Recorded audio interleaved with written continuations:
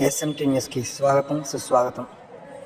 కేరళలోని హరిహర సుతన్ అయ్యన్ అయ్యప్ప స్వామి మకర జ్యోతి దర్శన సందర్భంగా ఈరోజు దర్శిలోని హరిహర సుతన్ అయ్యన్ అయ్యప్ప స్వామి దేవాలయంలో ఆలయ కమిటీ నిర్వహణలో మకర జ్యోతి దర్శనాన్ని ఘనంగా నిర్వహించారు. ఆలయ కమిటీ వారు టీవీలో మకర జ్యోతి దర్శనాన్ని భక్తులకి చూపించడం జరిగింది. అనంతరం భక్తులు అయ్యప్ప స్వామిని దర్శించుకోవడం జరిగింది.